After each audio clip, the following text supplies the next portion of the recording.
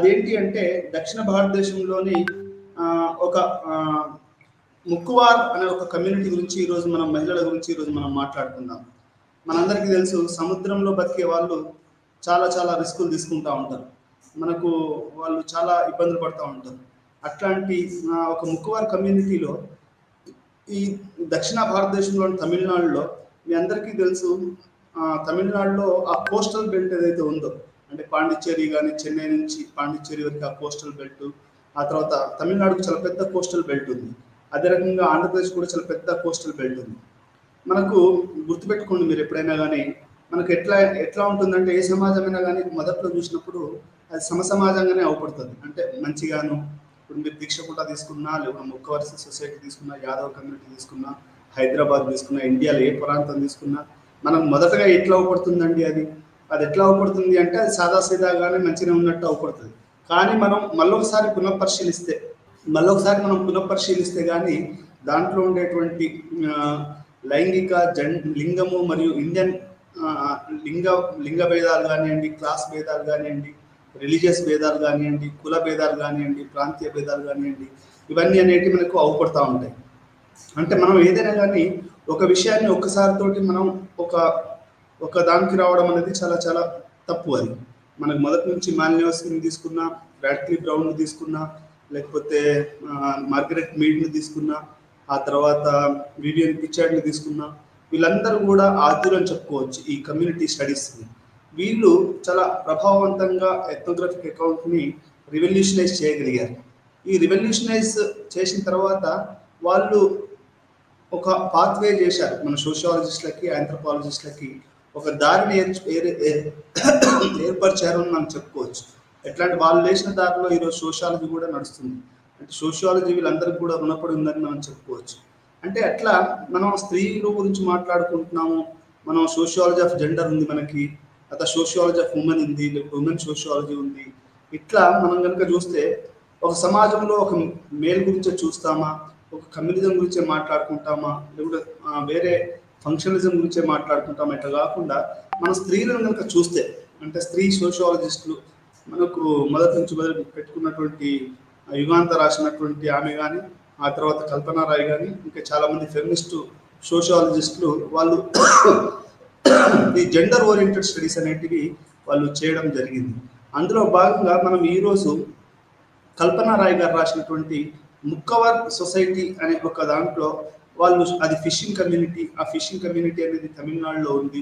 వాళ్ళు ఏంటంటే వాళ్ళకి ఎట్లాంటి కట్టుబాట్లు ఉన్నాయి, వాళ్ళు స్త్రీలను ఏ రకంగా చూస్తారు, వాళ్ళలో ఎట్లాంటి సెంటిమెంట్స్ ఉన్నాయి, ఏ దేవుని పూజిస్తారు, మార్కెట్ ఎట్లా ఉంటుంది, వాళ్ళ కుటుంబ సభ్యులు ఎట్లా ఉంటారు, రోగాలు వచ్చినప్పుడు ఎట్లా ఉంటుంది, వాళ్ళు అసలు కుటుంబాల నుంచి ఎట్లా దూరంగా ఉంటారు, ఇవన్నీ కూడా మనము ఈరోజు ముక్కవార్ సొసైటీ అనేది దాంట్లో తెలుసుకుందాం. ముక్కవార్ అంటే తమిళ్లో టు డైవ్ అని. టు డై అంటే ఒకసారి మనం చిన్నపిల్లలు ఉన్నప్పుడు మనం ఈతేస్తాం కదా, చెరువులో తూము మీద నిలబడి ఒక్కసారిగా డైవ్ చేస్తాం. అదే మనం బాయిలో కూడా పైనుంచి ఉండి కింద డైవ్ చేస్తాం. దాన్ని టు డైవ్ని ముక్కవార్ అంటారు. అంటే వాళ్ళ వృత్తికి సంబంధించి నుంచే వాళ్ళకు ఆ పేరు వచ్చిందని మనం చెప్పుకోవచ్చు. తమిళ్లో ముక్కువార్ అంటే టు డైవ్ అని. అంటే ఒకసారి వాడు సముద్రంలో వెళ్ళాడు అంటే ఆ రోజు చేపలు పట్టవచ్చు, చేపలు పడకపోవచ్చు, తుఫాన్లు రావచ్చు, ఏదైనా జరగవచ్చు. సముద్రం అనేది అది ఎప్పుడు అల్లకల్లోలంగా ఉంటుంది, ఎప్పుడు ప్రశాంతంగా ఉంటుంది, ఎప్పుడు తుఫాన్లు వస్తాయి అనేది చెప్పడం కష్టం. నేను పాండిచ్చేరిలో పనిచేసినప్పుడు కూడా ఒక గెస్ట్ ఫ్యాకల్టీ పనిచేసినప్పుడు నా స్టూడెంట్స్ చాలామంది ఈ ఫిషింగ్ కమ్యూనిటీ వాళ్ళకి సంబంధించిన వాళ్ళు ఉండేవాళ్ళు. అక్కడి నుంచే మీరు తమిళనాడు రైల్వే స్టేషన్ చూసినా మీకు చేపలు మొత్తం చేపలు, రొయ్యలు, పీతలు, తెలంగాణకు కానీ ఇవన్నీ, తెలంగాణకు అసలు సముద్రపు ఒడ్డే లేదు. మరి రొయ్యలు ఎక్కడి నుంచి వస్తున్నాయి, మరి పీతలు ఎక్కడి నుంచి వస్తున్నాయి, బొమ్మిడీలు ఎక్కడి నుంచి వస్తున్నాయి, ఇవన్నీ ఎక్కడి నుంచి వస్తాయంటే ఈ తమిళనాడులోని ఈ ముక్కవర్ సొసైటీ, తమిళనాడులోని కోస్టల్ బెల్ట్, ఇప్పుడు గుజరాత్లోని కోస్టల్ బెల్ట్, ఆంధ్రప్రదేశ్లోని కోస్టల్ బెల్ట్, ఈ కోస్టల్ బెల్ట్ ఉన్న కాంచే మనకు చేపలు, రొయ్యలు, పీతలు, చేపలు, బొమ్మిడీలు ఇవన్నీ. నీసు లేకపోతే కొంతమంది తినలేదు. ఒక బొమ్మిడి అయినా వేసుకొని తినకపోతే చాలా మందికి అన్నం గిట్టదు. అట్లే ఒక రొయ్యలు వేసుకోకపోతే రొయ్యల కూర చాలా రుచిగా ఉంటుంది, ఎనర్జెటిక్గా కూడా. అది వేయకపోతే చాలా మందికి అన్నం తినబుద్ధి కాదు. మరి ఇట్లాంటి చేపలు మనకి ఇక్కడి నుంచి వస్తాయి. ఈ పనిని ఎవరు చేస్తారు, వాళ్ళ కష్ట సాధక బాధకాలు ఏంటి, వాళ్ళు ఎట్లా ఉంటారు అనేది ఈరోజు మనం పాఠం. ఇప్పుడు సోషియాలజిస్టులు ఏంటంటే ఊరికే పెట్టుబడిదారి విధానం గురించో, లేకపోతే పరిశ్రమల గురించో, లేకపోతే ఒక వ్యవసాయం గురించో, ఇంకా వీటి గురించే మాట్లాడమే కాదు, ఒక కులాలకు సంబంధించిన కొన్ని స్టడీస్ కూడా జరగాలి. అంటే ఇప్పుడు మాదిగోళ్ళు చెప్పులు చేస్తారు, వాళ్ళ స్త్రీలు ఎట్లా ఉంటారు, కుమ్మరోళ్ళు కుండలు చేస్తారు, వాళ్ళ స్త్రీలు ఎట్లా చేస్తారు, లేకుంటే అవసలోళ్ళు బంగారు పని చేస్తారు, వాళ్ళ ఆడవాళ్ళు ఏం చేస్తారు, ఆ తర్వాత చేపలు పట్టే వాళ్ళు ఉంటారు. ఇప్పుడు మా ఊర్లో ముద్రాజ్ కమ్యూనిటీ అనేది ఉంది. ముద్రాజ్ కమ్యూనిటీ వాళ్ళు మామూలుగా వాళ్ళ కుల వృత్తి ఏంటి అంటే పనులు ఇవన్నీ చేయడం. కానీ వాళ్ళు ఈరోజు పనులను వదిలేసేసి దీక్షగుట్టంలో చేపలు పడుతున్నారు. అది ఒక ఫిషింగ్ కమ్యూనిటీ. ఆ ఫిషింగ్ పోయేటప్పుడు వాళ్ళు ఎట్లాంటి ఆలోచనలు ఉంటాయి, ఆ నెట్ పేనడం కానీ, దాంట్లో స్త్రీలు ఎట్లా ఉంటారు, మగవాళ్ళు చేపలు పట్టుకొస్తే ఆడవాళ్ళు వాటిని ఎట్లా అమ్ముతారు, అది చూడడానికి ఏమో మనకు సహజ సిద్ధంగా అసలు దీంట్లో కులాలు లేవు, మతాలు లేవు అన్నట్టు ఉంటుంది. కానీ మనం కనుక మళ్ళీ ఒకసారి తేరిపారి చూసినట్టయితే దాంట్లో లింగ భేదాలు, ఆ తర్వాత ఆర్థిక భేదాలు, మతపరమైనటువంటి భేదాలు అనేటివి మనకు అవపడుతూ ఉంటాయి. మనం ఈ అధ్యాయం ముగిసే సమయానికి ముక్కువారి సమాజంలో మహిళల స్థానం గురించి స్పష్టమైన అవగాహన కలిగి ఉండాలి. అంటే మనం ఈ పాఠంలో మనం ప్రధానంగా తెలుసుకోవాల్సింది ఏంటంటే ముక్కువారి మహిళలు అంటే మనకు బాహ్య ప్రపంచానికి తెలిసింది ఏంటి అంటే ముక్కువారి మహిళలు క్రిస్టియానిటీని తీసుకున్నారు. మీరు తమిళనాడు, కేరళ రాష్ట్రాలను కనుక చూస్తే సౌత్లో అవి ఎక్కువగా క్రిస్టియనైజ్డ్ స్టేట్స్ అని చెప్పుకోవచ్చు, ఇంక్లూడింగ్ ఆంధ్రప్రదేశ్, కేరళ, తమిళనాడు రాష్ట్రాలు ఎక్కువగా క్రైస్తవ మతాన్ని అవలంబించాయి. అవి బ్రిటిష్ టైంలో నుంచి కూడా మీకు మొట్టమొదటి పాస్టరు తమిళనాడుకు రావడము, ఆయన సెయింట్ది ఒకటి మెరీనా బీచ్లో ఆయన అది ఉండడము, ఇట్లా మనకు క్రిస్టియానిటీ తోటి సౌత్ ఇండియాకి చాలా దగ్గర సంబంధం ఉందని చెప్పొచ్చు. మీకు క్రిస్టియానిటీ కూడా సౌత్ ఇండియాలో ఎక్కువగా ప్రభావితం చెందింది. అంటే ఇక్కడ హేతువాద ఉద్యమాలు కానివ్వండి, యాంటీ కాస్ట్ మూమెంట్స్ కానివ్వండి, యాంటీ బ్రాహ్మిన్ మూమెంట్ కానివ్వండి తమిళనాడులో, అక్కడ దానివల్ల ఏమైంది అంటే మనకి యాంటీ బ్రాహ్మిన్, యాంటీ కాస్ట్ ఈ మూమెంట్స్ అన్ని కూడా తమిళనాడులో ఎక్కువగా వచ్చాయి. దాంతోపాటుగా చర్చిలు, అంటే వాళ్ళు చెన్నైని కేంద్రంగా చేసుకొని పరిపాలించినటువంటి బ్రిటిషర్స్ చాలా చర్చిలు కన్వర్షన్స్ జరిగాయి, లేకుంటే వాలంటరీ కన్వర్షన్స్ జరిగాయి, లేకుంటే దేనికో ఆశపడి చేరిన వాళ్ళు ఉన్నారు. ఇట్లా రకరకాలుగా మతాంతీకరణ చెందింది. దాంతో పాటుగా తమిళన్స్ మొదటి నుంచి యాంటీ ఆర్యను ఇది ఉన్నారు కాబట్టి వాళ్ళు వేరే వాళ్ళు హక్కును చేర్చుకున్నారని మనం చెప్పుకోవచ్చు. అందులో భాగంగానే మనం తమిళనాడులోని ముక్కవర్ కమ్యూనిటీని కనుక చూస్తే ఇది చాలా హోమోజినియస్గా అవపడుతుంది. అంటే బయటికి మాత్రం చాలా ఏక ఏక ఏక ఏక సదృశ్య లింగంగాను ఉంటుంది. అసలు చేపలు పట్టుకునే వాళ్ళు మామూలుగా ఎట్లా ఉంటారండి? ఇప్పుడు వానికి కావాల్సిన చేపలను వాడు పట్టుకుంటాడు. రొయ్యలు పెట్టుకునే వాళ్ళప్పుడు ఎట్లా ఉంటుంది? వాళ్ళకి కావాల్సిన రొయ్యలు వాళ్ళు పట్టుకుంటారు. కానీ ఈరోజు డొమెస్టిక్ కన్జంప్షన్ నుంచి మారిపోయి అది మార్కెట్ ఓరియంటెడ్గా మారిపోయింది. అంటే మార్కెట్ ఉత్పత్తి చేయడం అనేది మొదలైంది. ఇంతకుముందు మీకు ఊర్లలో కూడా మామిడికాయలు, చింతకాయలు ఇవన్నీ ఎప్పుడు కూడా మార్కెట్కి అంతగా ప్రాధాన్యత లేని రోజులు. ఈ రోజుల్లో ఏమైందంటే ఈ పెట్టుబడిదారి విధానం వచ్చేసి ఇది ప్రతిదీ కూడా వ్యాపారీకరణ, ప్రాఫిటీరింగు, అంటే లాభాపేక్ష ఇట్లాంటివన్నీ కూడా ప్రతి చిన్న చిన్న వ్యాపారాలలో కూడా ఇది చొచ్చుకొచ్చిందని మనం అర్థం చేసుకోవాలి. అంటే దీంట్లో భాగంగానే చేపల కమ్యూనిటీ అనేది ఎట్లా అయింది? ఇప్పుడు దీక్షగుంటలోనే మా ఊర్లోనే ఉదాహరణ చెప్తున్నాను మీకు అర్థం కావడానికి. నా చిన్నతనంలో చేపలు అనేటివి మనకు వర్షానికి ఎదురెత్తి మేము చిన్న జల్లల్ని వీటిని మేము వాటి చిన్నపిల్లలుగా పట్టుకొని తీసుకొచ్చేవాళ్ళం. కానీ ఈ రోజు దీక్షగుంట ఊర్లో మీకు హైబ్రిడ్ చేపలు వేస్తున్నారు, దాన్ని కమర్షియల్గా పెంచుతున్నారు, దాన్ని క్వింటాల్లో చొప్పున అమ్ముకుంటున్నారు. కమ్యూనిటీనే అదొక కమర్షియల్. దీక్షగుంట ఊరు అనేది ఒక కమర్షియల్ ఊరు, అది మా చెరువు అనేది ఒక కమర్షియల్ సెంటర్గా అయిపోయింది. ఇప్పుడు కేసీఆర్ ప్రభుత్వం కానీ ఈ ప్రభుత్వం కానీ వాళ్ళ చేప పిల్లల్ని పంచడం కానీ, లేకుంటే వాటిని తర్వాత మార్కెటింగ్ చేయడం కానీ, హైదరాబాద్కి వేరే రాష్ట్రాలకు పోవడం కానీ జరుగుతుంది. కొన్ని క్వింటాల్ ఒక్కొక్క చేప 5 కేజీలు 10 కేజీలు ఉన్న చేప కూడా ఉంటుంది. ఇది ఇంతకుముందు 5 కేజీల 10 కేజీల చేప అనేది ఇంతకుముందు లేకుండే. ఇప్పుడు ఏంటంటే అది అంత హైబ్రిడ్. అది ఆ హైబ్రిడ్ చేపలు అనేటివి ఇప్పుడు, అంటే నేను ఎందుకు చెప్తున్నాను అంటే ఇదంతా చేపల వ్యాపారం అనేది కూడా చాలా హైలీ మార్కెట్ అయిపోయింది అని చెప్పడానికి చెప్తున్నాను.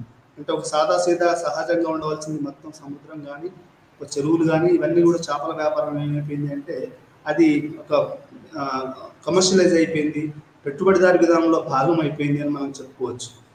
అందులో భాగంగానే మనకు సముద్రంలో కూడా ఎట్లా జరిగింది, దీంట్లో ఆడవాళ్ళ పరిస్థితి ఏంటి, ఇది చాలా చాలా ఇంట్రెస్టింగ్ స్టడీ అండి. మీకు కమల్ హాసన్ సినిమా చూసే ఉంటారు, ఒక సినిమా ఉంటుంది, వాడు సముద్రం మీద పనిచేస్తూ ఉంటాడు, వాళ్ళ జీవితాన్ని చాలా చక్కగా చూపించాడు. అట్లే ఈ యొక్క చేపలు పట్టే వాళ్ళ జీవితాల మీద చాలా నవలలు వచ్చాయి. అది ముక్కవర్ సమాజం కానీ లేకపోతే వేరే సమాజాలలో కానీ వాళ్ళ స్త్రీలు ఎట్లా ఉంటారు, వాళ్ళలో పవిత్రత ఎట్లా ఉంటుంది, ఈ పవిత్రత ఎట్లా ఉంటుంది, వాళ్ళలో ఈ యొక్క ఆస్పీషియస్ ఎట్లా ఉంటుంది, లేకుంటే డేంజరస్నెస్ ఎట్లా ఉంటుంది, ఇవన్నీ కూడా మనకి రచనలు, కవితలు, పాటలు, ఆ తర్వాత రకరకాల వాటిలలో మనకి ఇది అవుపడతా ఉంటుంది అన్నట్టు. అంటే ఇట్లే మనం ఈ రోజు మనం తెలుసుకోవాల్సింది ఏంటంటే, ఇంత హైలీ కమర్షియలైజ్, ఇంత వ్యాపారాత్మకమైనటువంటి చేపల వ్యాపారం ఇప్పుడు తమిళనాడులోని ముక్కవర్ సొసైటీలో ఎట్లా ఉందని తెలుసుకోవడం అనేది మనం అర్థం చేసుకోవాల్సినటువంటి విషయం. ఎందుకు చేపలు అనేటివి, ఇప్పుడు డాక్టర్లు సజెస్ట్ చేయడం ఏంటంటే, చేపలు అనేటివి ఆకుకూరలు, పండ్లు, గుడ్లు, చేపలు, ఈ 4 కూడా చాలా చాలా పౌష్టికమైనటువంటి పాలు, ఈ 5 వస్తువులు ఆకుకూరలు, పండ్లు, పాలు, గుడ్లు, చేపలు, ఇవి అనేటివి నాకు తెలిసి ప్రపంచంలో మోస్ట్ హెల్దియెస్ట్ ఫుడ్ అని మనం చెప్పుకోవచ్చు. ఈ హెల్దియెస్ట్ ఫుడ్ అనేది కాబట్టి ప్రతి వాళ్ళు కూడా చేపలు తింటారు. ఉదాహరణకి బెంగాల్ వాళ్ళు తీసుకున్నారు అనుకోండి, ఉదయం బ్రేక్ఫాస్ట్లో చేప కావాలి, మధ్యాహ్నం లంచ్లో చేప కావాలి, ఆ తర్వాత డిన్నర్లో చేప కావాలి. మనకు అట్లే కేరళ తీసుకున్నా కానీ చేపలు ఎక్కువ కన్జ్యూమ్ చేస్తారు. తమిళనాడులో కూడా చేపలు ఎక్కువ కన్జ్యూమ్ చేస్తారు. ఆ తర్వాత మీకు పాటలలో కానీ ఇంకా దేంట్లోనే కానీ చేప మీద ఎక్కువగా పాటలు రావడం అనేది కూడా జరిగింది. అంటే ఇట్లాంటి దాని యొక్క చేప యొక్క గొప్పతనాన్ని చెప్పడానికి, అది మానవ సమాజంలో దానికి ఉన్న విలువ గురించి, దాని యొక్క ప్రాధాన్యత గురించి చెప్పడానికి ఇవన్నీ ఉదాహరణ చెప్తున్నాను. వాన వాన వెల్లువాయ పాటలో ఒక చేపను స్త్రీని చేపతో పోల్చడం ఇట్లాంటివి కూడా జరుగుతూ ఉంటుంది. అంటే తప్పనుకోండి, ఆబ్జెక్టిఫికేషన్ ఆఫ్ ది ఉమెన్ అంటారు దాన్ని, అది అట్లా జరుగుతుంది. అంటే ఇట్లా చేపలు అనేటివి మానవాళి ఆహారంలో చాలా చాలా ప్రముఖమైనటువంటి స్థానాన్ని కలిగి ఉన్నాయి. మీరు మహమ్మద్ ప్రాఫెట్ని తీసుకుంటే, ఇప్పుడు ముస్లింలలో ఏంటి అంటే చాలా వరకు హలాల్ చేస్తారు, కానీ చేపను హలాల్ చేయరు. దానికి కూడా ఒక రీజన్ ఉందని మహమ్మద్ ప్రాఫెట్ గారు చెప్పారు. ముస్లిమ్స్ చేప అది హలాల్ చేయకుండా తింటారు. అంటే దానికి ఒక కారణం ఉంది. అంటే ఇది ఖురాన్లో కానీ పురాణాలలో కూడా ఈ చేపలకి మానవాళికి చాలా దగ్గర సంబంధం ఉందనేది మనం ఇక్కడ అర్థం చేసుకోవాలి. అంటే ఇంత ప్రముఖమైనటువంటి చేపలు పట్టే వాళ్ళు ఎట్లా ఉంటారు, వాళ్ళ యొక్క కమర్షియలైజేషన్ ఎట్లా ఉంటుంది, వాళ్ళ జీవన విధానం ఎట్లా ఉంటుంది అనేది మనం ఈరోజు పాఠంలో మనం అర్థం చేసుకోవాల్సినటువంటి విషయం. అందరికీ తెలుసో లేదో, తమిళనాడు అనేది ఒక యూనిక్ స్టేట్ అండి.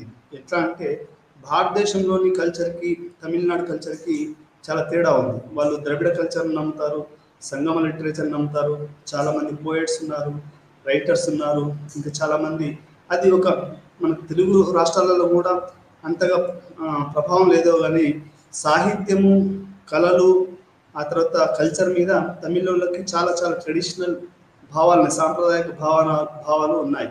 ఇప్పుడు తమిళ్ బ్రాహ్మిన్స్ ప్రపంచాన్ని వాళ్ళు వెళ్తున్నారు. అమెరికా ఉపాధ్యక్షురాలైనా, లేకపోతే ప్రపంచంలో మీరు తీసుకున్న సివి రామన్ కానివ్వండి, మ్యాథమెటిక్స్ రామానుజన్ కానివ్వండి, లేకపోతే ఏఆర్ రెహమాన్ కానివ్వండి, ఇళయరాజా కానివ్వండి, కమల్ హాసన్ కానివ్వండి, మీరు ఏది తీసుకున్నా కానీ వాళ్ళు తమిళ్స్ వాళ్ళకి మొదటి నుంచి వస్తున్నటువంటి ఆ సాంప్రదాయమైనటువంటి చదువు పట్ల అంకిత భావము ఈ ప్రపంచాన్ని వాళ్ళు జయిస్తున్నారు అని చెప్పొచ్చు.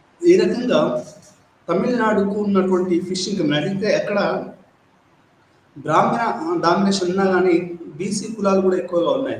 దాంట్లో మంగలి వాళ్ళు, ఇప్పుడు కరుణానిధి కమ్యూనిటీ కానివ్వండి, లేకపోతే ఫిషింగ్ కమ్యూనిటీ కానివ్వండి, మరి ఆ కోస్టల్ మొత్తం కూడా ఫిషింగ్ కమ్యూనిటీ. అసలు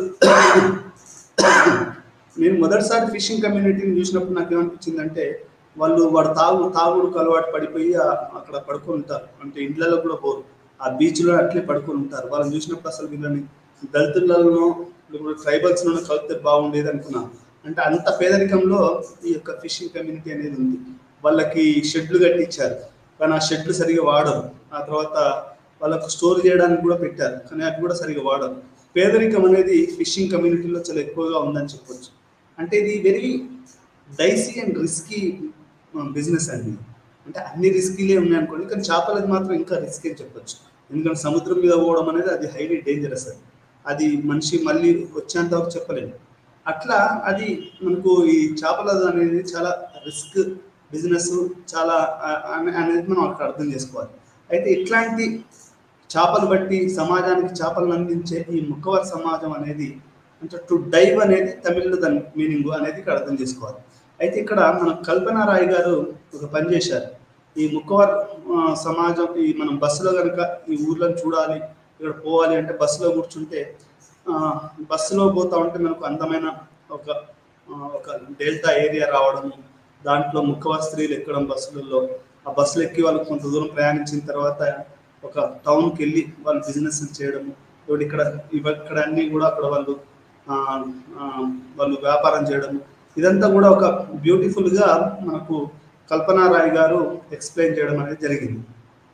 అంటే ఇది మనం అది ఎథ్నోగ్రఫిక్ అకౌంట్ ఏంటంటే ఒక కళాత్మకంగా రాయడం అంటే ఎట్లా పడితే అట్లా రాయడం కాదండి. రాయడం అంటే ఒక కళాత్మకంగా రాయాలి. అంటే వాళ్ళు ఎట్లా బస్సులు ఎక్కుతున్నారు, ఎట్లాంటి వేషధారణ కలిగి ఉన్నారు, వాళ్ళ యొక్క హావభావాలు ఏంటి అనేటి ఇవన్నీ కూడా వాళ్ళ ఈ యొక్క ఎథ్నోగ్రఫిక్ అకౌంట్స్లో వస్తూ ఉంటాయి. ఆర్థిక స్వాతంత్రం విజయ లింగ శక్తి యొక్క ద్వంద్వత్వం. అంటే ఒక పక్క ఆర్థికత్వము అంటే డబ్బులు ఎవరు పెట్టుకోవాలి, వచ్చిన డబ్బులు ఎవరు ఉంచుకోవాలి, దాంతో పాటుగా స్త్రీ యొక్క పవరు అంటే స్త్రీలు ఓన్లీ ఒక డొమెస్టిసిటీకి ఉండాలన్నా అంటే వంటగదికి ఇంటికి మాత్రమే పరిమితమా, అసలు ఆర్థికపరమైన విషయాలలో ఆడవాళ్ళకు స్వేచ్ఛ ఉందా, లేకపోతే మగవాళ్ళే దీన్ని మొత్తంగా చేస్తారనేది కూడా మనం ఈ యొక్క పాఠంలో తెలుసుకుంటాము. దాంతోపాటుగా దేశీయ యూనిట్ లో మరియు శక్తి సృష్టి యొక్క స్త్రీ యొక్క సామాజిక శాస్త్ర అవగాహన.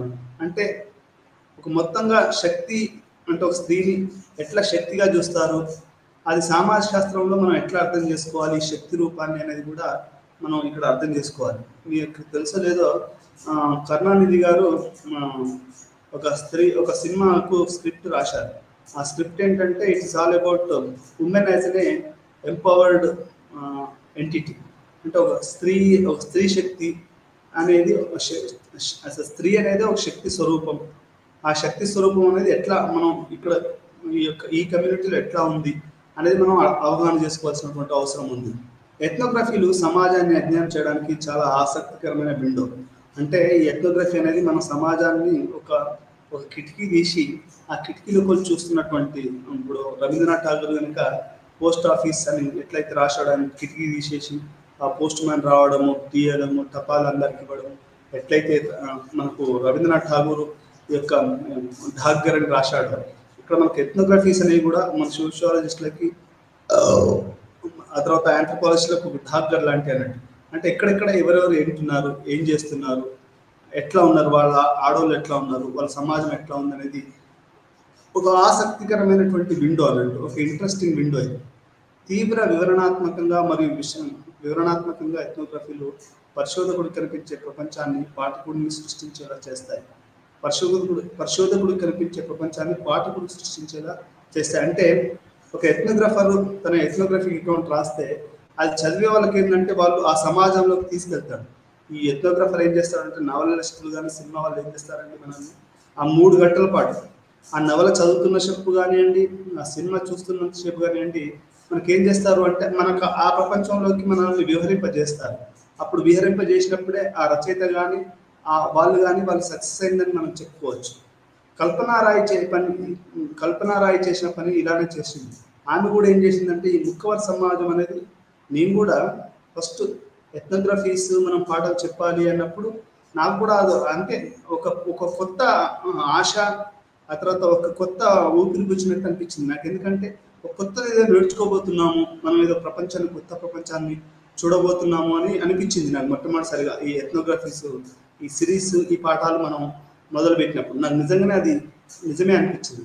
నిజంగానే ఒక కొత్త ప్రపంచాన్ని నేను చూశాను. అది కల్పనా రాయ్ ద్వారానే కానివ్వండి, లేకపోతే స్ట్రీట్ కార్నర్ సొసైటీ కానివ్వండి, లేకపోతే ఇంకా వేరే ఏ పాఠమైనా కానీ మనకు మాలినోస్కే కానివ్వండి, అంటే ఎక్స్చేంజ్ ఆఫ్ ఉమెన్ ఎట్లా జరుగుతుంది, ఆ తర్వాత రెడ్ క్లిఫ్ బ్రౌనే కానివ్వండి, ఇట్లా మనకు అంటే ఒక కొత్త ప్రపంచాన్ని ఒక విండో ద్వారా మనకు విండోను ఒక సోషియాలజిస్ట్కి కానివ్వండి, ఒక సాదాసీదా వ్యక్తికి కానివ్వండి, మనకు ఈ యొక్క ఎథ్నోగ్రఫిక్ అకౌంట్స్ ఏం చేస్తున్నాయంటే ఒక విండోని ఓపెన్ చేసేసి మనకి అవి ఈ ప్రపంచాన్ని చూపిస్తున్నాయని మనం చెప్పుకోవచ్చు. ఈ రచన చదువుతున్న కొద్దీ ఆ, ముక్కవర్ణం సమాజం మన ముందు ఆవిష్కృతం అవుతుందని ఊహించుకోవచ్చు. అంటే వాళ్ళు నిజంగా ఎట్లా ఉంటారు అనేది మనం చదివిన కొద్దీ వాళ్ళ స్త్రీలు, అంటే వాళ్ళ యొక్క వస్త్రధారణ, వాళ్ళు ఏ రకంగా ఇంట్లో ఉంటారు, బయట ఎట్లా ఉంటారు, వాళ్ళ యొక్క హావభావాలు ఎలా ఉంటాయి, వాళ్ళ ఆలోచన తీరులు ఎలా ఉంటాయి, వాళ్ళ నమ్మకాలు ఏంటి, ఇవన్నీ కూడా మనకు కళ్ళ ముంగట మనకు ఈ యొక్క కల్పన రాయ్ గారు చూపించగలిగారు. అంటే మన కళ్ళ ముంగటనే ఒక సినిమా చూస్తున్నట్టు మనకు అనిపిస్తుంది. అంతవరకు ఆమె సక్సెస్ అయిందని చెప్పొచ్చు. అంటే ఒక ఎథ్నోగ్రఫిక్ అకౌంట్ అనేది ఎట్లుండాలంటే అది మనం ఒక సినిమా చూస్తున్నామా లేకపోతే ఒక నవల చదువుతున్నామా మన కళ్ళ ముంగటనే ఆవిష్కరించినట్టు ఉంటే అది ఆ రచయిత కానీ ఆ ఎథ్నోగ్రఫీ కానీ సక్సెస్ అయిందని చెప్పుకోవచ్చు. మీరు ఉదాహరణకి రావుల భరద్వాజ గారిది ఇది చదివితే, ఇది రావుల భరద్వాజ గారిది మన పాకుడురాలు చదివితే అసలు గుంటూరు కానీ లేకుంటే ఒక స్త్రీ జీవితం కానీ ఒక థియేటర్ గ్రూప్స్ కానీ మన కళ్ళ ముంగటనే ఆ సమాజం మనకు ఆవిష్కృతం అవుతూ ఉంటుంది. అంటే అది మన కళ్ళ ముంగటనే అవపడుతూ ఉంటుంది అన్నట్టు. ఎట్లా ఒక థియేటర్ నుంచి ఒక సమాజం ఎట్లా పెట్టుబడిదారి సమాజమైనటువంటి సినిమాకి మారింది. ఇప్పుడు మా ఊర్లో కూడా దీక్షగుంటలో కూడా ఎవరైనా చనిపోతే ఏమన్నా రామాంజనేయ యుద్ధం అని లేకుంటే వాల్మీకి సుగ్రీవులని ఇట్లా రకరకాలు వేసేవాళ్ళు, అందరూ ఊరంతా చూసేవాళ్ళు. కానీ ఇప్పుడు అది ఏమైందండి, దీక్షగుంటలో ఉన్నటువంటి ఆ గ్రామీణ కళాకారులు ఒక ఆయన ఉండేవాడు రామయ్య, ఆయన మంచి పాటలు పాడేవాడు, మధ్యలో కొట్టేవాడు. మన లక్ష్మీనారాయణ అని ఉండేవాడు, ఆయన మధ్యలో వాయించేవాడు. ఇట్లా ఎంతోమంది కట్టాయన ఒక ఆయన ఉండేవాడు. ఒక్కొక్కరు ఒకటి భీముని వేషం వేస్తే ఒకటి రాముని వేషం వేయడం, ఒక ఆంజనేయుని వేషం వేయడం, ఇంకోటేమో సతీ సావిత్రి వేషాలు వేయడం, ఇదంతా ఉండేది. ఇది గ్రామీణ వ్యవస్థ అన్నాడు. అంటే అట్లా ఉండేది. ఇప్పుడు అట్లే రావుల భరద్వాజ గారు ఏం చేశారు అంటే తన యొక్క రాసినటువంటి ఆ పుస్తకంలో ఒక చిన్న గుంటూరు గుడిసెలలో పుట్టిన మంజరి అని మొదలు పెట్టారు. ఒక గుడిసెల జీవితం, ఒక థియేటర్ జీవితం, అక్కడి నుంచి ఒక రంగుల ప్రపంచమైనటువంటి చెన్నైకి మారడం అనేది మన కళ్ళ ముంగట ఆవిష్కృతం చేశాడు రావుల భరద్వాజ. అదే రకంగా ఇక్కడ మన కళ్ళ ముంగట ఇక్కడ ఎవరు ఆవిష్కృతం చేసింది, కల్పన రాయ్ గారు తమిళనాడులోని ముక్కవర్ సమాజాన్ని మన కళ్ళ ముందు ఉంచాలని చెప్పుకోవచ్చు. కల్పన రాసించిన ముక్కవర్ ఉమెన్ అనే రచన ఆమె మాటల్లో వ్యత్యాసాన్ని రాయడం, ఎథ్నోగ్రఫిక్ అధ్యాయం చదివినప్పుడు ఇది ముక్కవర్ కమ్యూనిటీ మరియు సమాజంలో మహిళల ఉనికి సాధారణ పరిభాష నుండి అనేక తేడాలతో గుర్తించబడింది. అంటే డిఫరెన్స్ ఏంటి, ఇప్పుడు మనకి వాళ్ళకి డిఫరెన్స్ ఏంటి, ఆ డిఫరెన్స్ని రాయడమే మనం యొక్క ఎథ్నోగ్రఫిక్ అకౌంట్ అని చెప్పొచ్చు. డిఫరెన్స్ ఉమెన్, ఇప్పుడు ప్రతి ఉమెన్ కూడా, మీరు ముస్లిం ఉమెన్ అయినా, క్రిస్టియన్ ఉమెన్ అయినా, బీసీ ఉమెన్ అయినా, మళ్ళీ బీసీలో వేరే కులాల ఉమెన్ అయినా, దళిత ఉమెన్ అయినా, వీళ్ళంతా ఒక వ్యత్యాసాలతో కూడినటువంటి జీవితాన్ని గడుపుతారు. ఇక్కడ మన కల్పన రాయ్ గారు ఏం చెప్తున్నారు అంటే ఈ వ్యత్యాసాన్ని గుర్తించి రాయడం అనేదే మన యొక్క ఎథ్నోగ్రఫిక్ ప్రధాన ఉద్దేశం అని కూడా మనకి ఈ యొక్క మన కల్పన రాయ్ గారు చెప్తున్నారు. ముక్కవర్ సొసైటీని అర్థం చేసుకోవడం, ముక్కవర్ అనేది కులం పేరుకు సంబంధించిన కొన్ని జానపద ఆధారిత ఉత్పత్తికి మనం మొదట అర్థం చేసుకున్నాం. అంటే ఇది కొన్ని జానపదాల నుంచి ఇది వచ్చింది అనేది మనం ఇక్కడ అర్థం చేసుకోవాలి. ఏకే అయ్యర్ ప్రకారం ముక్కవర్ అనే పదం కెనరీస్ యోగాలతో అనుసంధానించబడింది. రెండు పదాలు ఒకే మూలం నుండి వచ్చాయి. అవి డైవ్, ఆక్యుపేషనల్, ప్రొఫెషనల్ కేంద్రీకృత ఇక్కడ స్పష్టంగా కనిపిస్తుంది. అంటే ఇప్పుడు మనకు ఏకే అయ్యర్ ద్వారా మనకు అర్థమైంది ఏంటంటే ఇది ఒక ఆక్యుపేషనల్ స్ట్రక్చర్ తోటి ఈ కులము దీనికి పదం వచ్చింది అనేది మనకి ఇక్కడ అర్థం చేసుకోవాలి. అంటే ఈ రకంగా ఇది అంటే కుల వృత్తి అనేది ఎంత ప్రభావం చూపిస్తుంది, ఆ కులానికి ఆ పేరెట్లు వచ్చింది అనేది కూడా మనం అంటాం. చాలా వరకు కులాలు కానీ ఇప్పుడు ఆటలు పాటలు కూడా, ఫుట్బాల్ అనేది కూడా ఎట్లా వచ్చిందంట అంటే ఆ పేరు అది అంటే అక్కడ ఉన్నటువంటి దానికి సంబంధించి దాంతో వచ్చింది. అంటే మనం కుల వృత్తులకి దానికి వచ్చిన దాంతో మనం అర్థం చేసుకోవాల్సినట్టు ఉంటుంది. ఇప్పుడు మేదరోళ్ళు అంటారు. మేదరోళ్ళు అంటే వాళ్ళు గుట్టలు అమ్ముతారు, లేకుంటే చేస్తారు, లేకపోతే ఇంకో వాళ్ళు ఉంటారు. ఇట్లా అంటే వాళ్ళు చేసే వృత్తుల్ని బట్టి వాళ్ళకు స్వర్ణకారులు అంటారు. అంటే వాళ్ళు బంగారం పని చేయడం వల్ల ఆ కులానికి ఆ పేరు వస్తుంది. అంటే ఆ వృత్తులకి ఆ కులాలకు వచ్చే పేర్లకి దగ్గర సంబంధం ఉందని చెప్పడానికి దీనికి ఈ ఉదాహరణ నేను చెప్పడం జరుగుతుంది. అట్లే ముక్కవర్ సొసైటీకి ఇది రావడానికి గల కారణం ఏంటి అంటే ఇది డైవ్ అనే పదం నుంచి వచ్చిందని అర్థం చేసుకోవాలి. ముక్కోర్ సమాజంలో మహిళలను గుర్తించడం అంటే మనం గుర్తించడం కూడా మనం ఎట్లా గుర్తిస్తామంటే మహిళల్ని చాలా వరకు మహిళల్ని అసలు గుర్తించాం. Invisible women in vindication of women's rights అని, ఆ తర్వాత చాలా నవలలు వచ్చాయి ఉమెన్స్ మీద. అసలు ఫెమినిజం అనేది ఒక పెద్ద దానిగా వస్తుంది. ఈరోజు స్త్రీలు హక్కులు కాలరాజు పడుతున్న పాటలు వస్తున్నాయి. ఆ తర్వాత ఎన్నెన్నో వ్యవహారాలు అనేవి వస్తున్నాయి. ఇక్కడ ముక్కోర్ సమాజంలో కూడా మనం కనుక చూస్తే మొదట్లో మనకు సామాజికంగా అవపడేది ఏంటి అంటే ముక్కోర్ సమాజం అనేది ఒక ఎగాలిటేరియన్ సమాజము. దీంట్లో ఎటువంటి మన హెచ్చుకుచ్చులు కానీ లేదంటే ఎక్కువ తక్కువలు కానీ ఇట్లాంటివన్నీ కానీ ఏం లేవు అనేది మనకి ఇక్కడ అర్థమవుతుంది. కానీ మనకి బయట నుంచి చూస్తే అట్లా అర్థమవుతుంది. కానీ మనం కనుక వారి స్వేచ్ఛని, వాళ్ళ యొక్క వయసుని దాన్ని మొత్తంగా అట్లా చూసినప్పుడు మనకు అర్థమయ్యేది ఏంటి అంటే ఇది అక్కడ వాళ్ళ యొక్క యువతుల యొక్క ఏజ్ని బట్టి కూడా వాళ్ళ స్వేచ్ఛ అక్కడ వాళ్ళ కమ్యూనిటీలో నిర్ణయించబడుతుంది. ఉదాహరణకి ఒక యువతి ఉందనుకోండి, ఒక యంగ్ అమ్మాయి ఉందనుకోండి, ఆ యంగ్ అమ్మాయిని వాళ్ళు బయటికి పోనీయరు. అంటే ఆమె మీద ఎక్కువగా ఒక నిఘా, అంటే ఇప్పుడు కెమెరా నిఘాలలో ఉన్నట్టు ఆ అమ్మాయి ఎప్పటికీ కుటుంబ సభ్యుల నిఘా లేకపోతే వీధి నిఘా, ఈ నిఘాల మధ్యలో బతుకుతుంది. అలా కాకుండా ఒక 40 సంవత్సరాలు దాటిన ఒక లేడీని తీసుకున్నాం అనుకోండి, ఆమె మీద పెద్దగా నిఘా ఉండదు. పెళ్ళైపోవడం, రకరకాలు కావడం, ఇట్లా ఈ రకంగా నిఘా లేకుండా ఆమె జరుగుతుంది. ఒంటరి స్త్రీ వృద్ధులైతే ఎవరు చెప్పని అవసరం లేదు, వాళ్ళకు ఎక్కువగా స్వేచ్ఛ ఉంటుంది.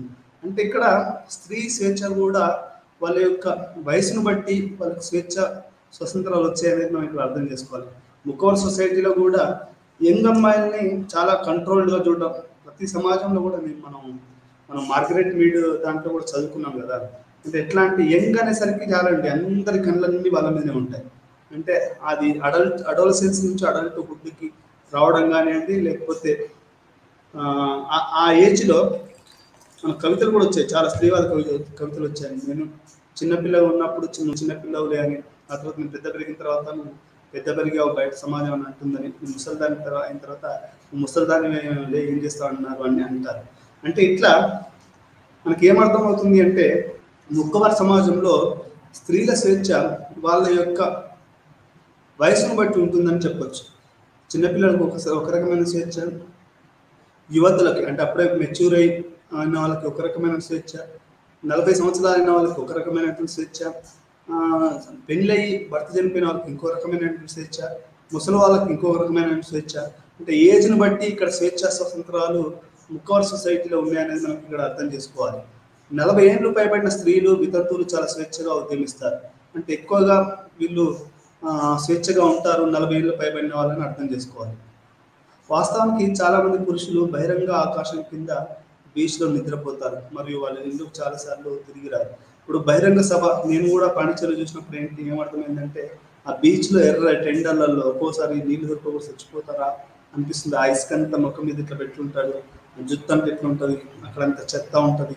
ఆ బీచ్లో వాడు అక్కడ పడుకుంటాడు, అయ్యా 10 రూపాయలు ఇవ్వండి, మనం బీచ్కి వెళ్తే ఆ టైంలో 10 రూపాయలు బండి తాగడానికి అని అడుగుతూ ఉంటాడు. ఇట్లా చాలామంది అడుగుతూ ఉంటారు, సెల్ ఫోన్లు పుంజుకుంటారు పేదరికం వల్ల.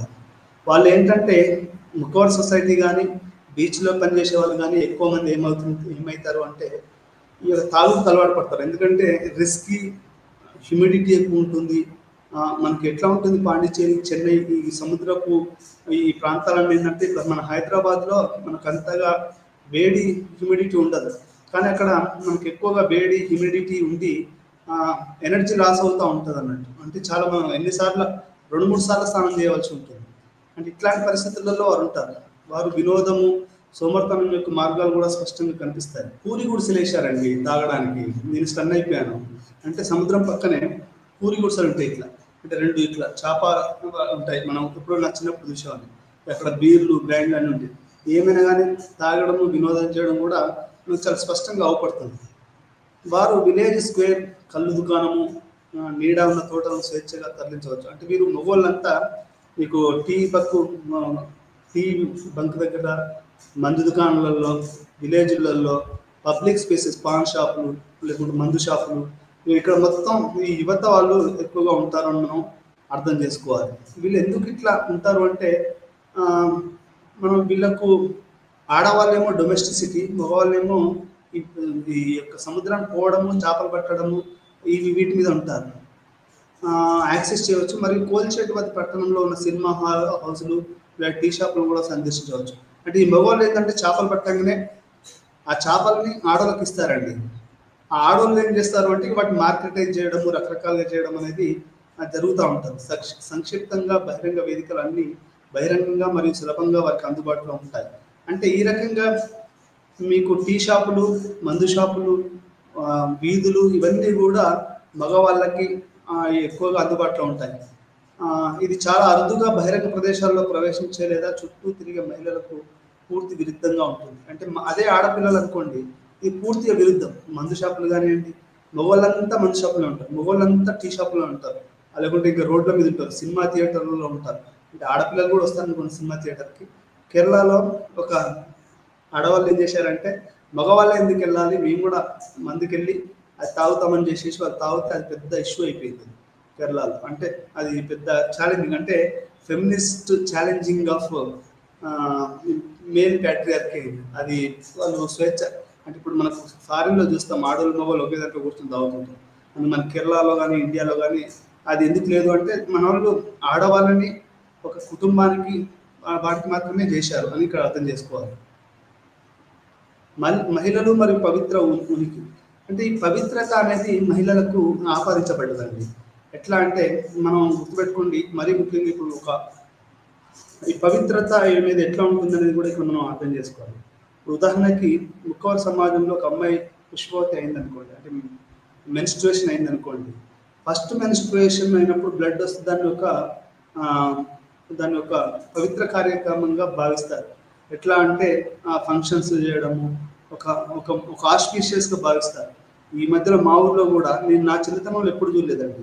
ఒక అమ్మాయి పుష్పవతి అయితే దానికి ఒక పెద్ద ఫంక్షన్ చేయడం అనేది నేనైతే నా లైఫ్లో ఎప్పుడు చూడలేదు. ఈ మధ్య కొత్త కాలంలో మరి తమిళనాడు కల్చరు, మరి ముక్కవర సమాజపు కల్చర్ నాకు తెలియదు, కానీ అది సెలబ్రేషన్ లాగా అవుతుంది.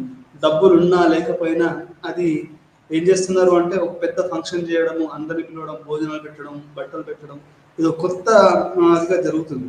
అంతకుముందు ఏముండేది, కుడుకలు పెట్టేవాళ్ళు, ఇంకొక ఏదైనా చేసేవాళ్ళు, అది ఇంట్లో కూర్చుని పెట్టేవారు, మాట్లాడుకునేవాళ్ళు దాని గురించి. కానీ ఇంత పెద్ద ఎత్తున ఎప్పుడు జరగలేదు. ఇక్కడ మక్కవర సమాజంలో కూడా ఒక అమ్మాయి మొదటిసారి మెన్స్ట్రుయేషన్ బ్లడ్ వచ్చినప్పుడు దాన్ని ఒక ఆస్పీషియస్గా భావించి ఆ అమ్మాయిని అట్లా చేస్తారు. కానీ